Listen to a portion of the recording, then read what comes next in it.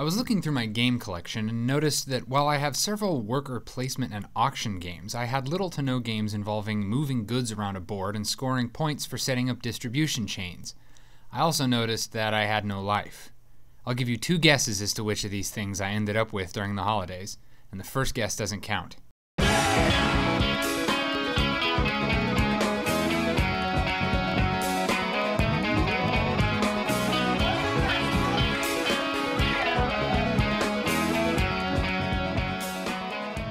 Brass is a game designed by Martin Wallace in which players try to... Wait. Am I good? Great. In which players try to... Well, to be honest, I haven't quite figured out how to sum up what players are trying to do. There's so many ways to score points in this game that it's best to just kind of dive in and see how it all works. The basic idea of the game is that there are different types of industries that all produce things. The key is making sure that your industries are the ones producing or selling the things that people need. The basic 1-2 punch in the early game is the cotton mill and port combo. When a player builds a cotton mill, he then has the option during a future action to sell that cotton as long as he's connected to a port on the board. It doesn't matter if it's his port, someone else's, or a pre-printed port on the map. If the cotton is being sold at a port tile, then the seller can choose to sell directly to that port or to the distant market. If he sells to the distant market, then he flips the top tile from the market stack and drops the cotton demand marker that many spaces. As long as the demand marker doesn't enter the final space on the track, then the sale is successful. Otherwise, the sale is canceled, the player's selling action is ended immediately, and no further sales can be made to the distant market for the rest of the period.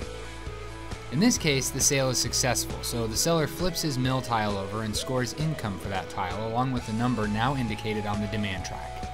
If a player is unable to or doesn't want to sell to the distant market, he must instead sell his cotton through a face-up port tile, either his or another player's.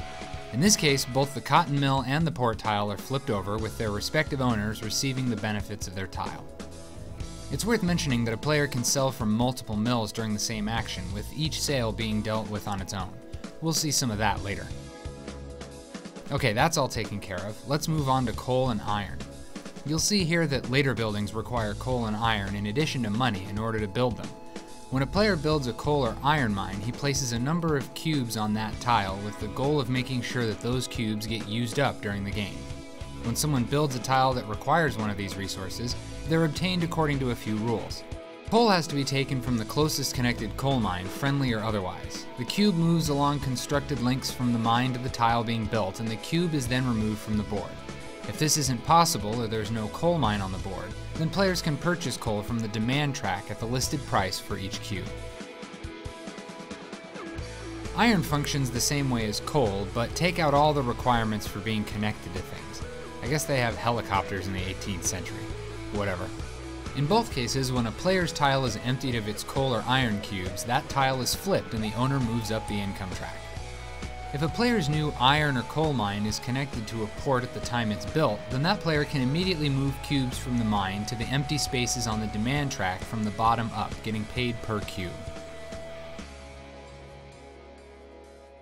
Finally, let's move on to shipyards. Shipyards are expensive, flip over immediately when built, and give crazy mad points at the end of the current period. Nice and simple. The 0-level shipyards have to be developed through before you can build the level 1s though, and we'll cover that later. Now that we have the tiles out of the way, let's go over a sample round to see what actually happens. But first, a small break.